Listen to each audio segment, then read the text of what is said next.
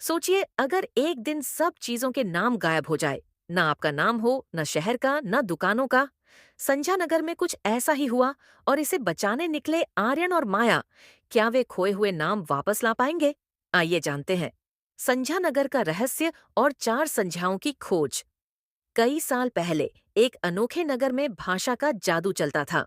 इस नगर का नाम था संध्या नगर। यहाँ हर चीज का एक नाम था। नदी, पेड़, घर, लोग, भावनाएं, सब कुछ। राजा व्याकरण सिंह इस नगर के शासक थे और उनके मंत्री वचनलाल नगर के शब्दों की देखभाल करते थे। लेकिन एक दिन नगर में हड़कंप मच गया। लोग चीजों के नाम भूलने लगे। राजा के महल में भगदड़ मच गई। मंत्री वचनलाल घबराए हुए आए और बोले, राजन, नगर में अजीब घटना हो रही है। लोग अपने नाम तक भूल रहे हैं। दुकानें बिना नाम की हो गई हैं, भावनाएं गायब हो गई हैं और समूह बिखर रहे हैं। राजा बहुत चिंतित हुए। उन्होंने अपने सबसे बुद्धिमान बच्चों आर्यन और माया को बुलाया।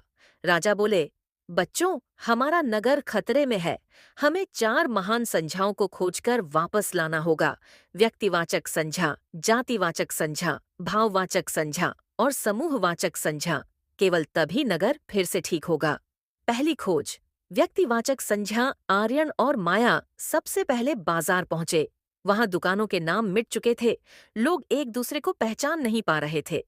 तभी एक बूढ़े बाबा आए और बोले, बच्चों, मैं तुम्हारी मदद के लिए चाचा राम को बुलाने जा रहा हूँ। माया चौंक गई। आहा, चाचा राम एक व्यक्ति का नाम है। यह व्यक्तिवाचक संज्ञा है जो किसी खास व्यक्ति, स्थान या चीज के लिए इस्तेमाल होती है।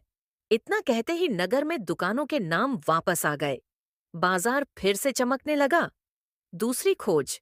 जातिवाचक संज्ञा। अब वे गांव के बगीचे में पहुंचे। वहां एक छोटा बच्चा रो रहा था। बच्चा बोला, मेरी बिल्ली, कुत्ता और पक्षी सब गायब हो गए। आर्यन ने मुस्कुराकर कहा, बिल्ली, कुत्ता और पक्षी किसी खास जानवर का नाम नहीं, बल्कि पूरी जाति का नाम है।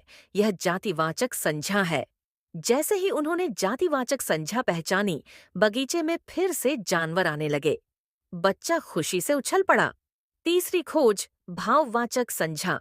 अब वे महल में पहुंचे, जहां लोग रोबोट की तरह व्यवहार कर रहे थे। कोई हंस नहीं रहा था, कोई प्यार नहीं दिखा रहा था। राजा व्याकरण सिंह उदास थे। बिना भावनाओं के यह नगर अधूरा लग रहा है। माया ने सोचा और बोली, गुस्सा, खुशी, प्रेम, दुख, ऑल दीज आर भावनाएं। ये भाववाचक संज्ञाएं हैं जो किसी भावना, गुण या अवस्था का नाम बताती हैं। बस फिर क्या था? जैसे ही उन्होंने यह पहचाना, लोग फिर से हंसने लगे, गले मिलने लगे और नगर में खुशहाली लौट आई। चौथी खोज। समूहवाचक संज्ञा अब बची थी, आखिरी खोज। वे नगर की छावनी में पहुंचे, जहां सैनिक अस्त व्यस्त खड़े थे। चींटियों की कतार टूटी हुई थी, बकरियों का झुंड बिखरा हुआ था। आर्यन ने कहा, जब बहुत सारी चीजें एक समूह में होती हैं तो उन्हें समूहवाचक संज्ञा कहते हैं, जैसे सैनिकों की सेना, चींटियों की कतार, बकरियों का झुंड। तुरंत सैनिक अनुशासन में आ गए। चींटियां लाइन में लग गईं और बकरियों का झुंड फिर से एक साथ हो गया। नगर में फिर लौटी खुशहाली। अब संध्या नगर फिर से अपने पुराने रंग में लौट आया। राजा व्याकरण सिंह ने खुशी खुशी ऐलान किया, आर्यन और माया ने हमारी भाषा को बचा लिया। अब हम कभी संध्या को नहीं भूलेंगे। सभी नगरवासी खुशी से झूम उठे और आर्यन माया को हीरो की तरह सम्मान दिया। शिक्षा। संज्ञा के चार प्रकार होते हैं। व्यक्तिवाचक संज्ञा, किसी विशेष व्यक्ति, स्थान या वस्तु का नाम, जैसे राम, दिल्ली, ताजमहल। जातिवाचक संज्ञा, किसी पूरी जाति या समूह का नाम, जैसे कुत्ता, पेड़, नदी। भाववाचक संज्ञा, किसी भावना, गुण या अवस्था का नाम, जैसे गुस्सा, प्यार, खुशी।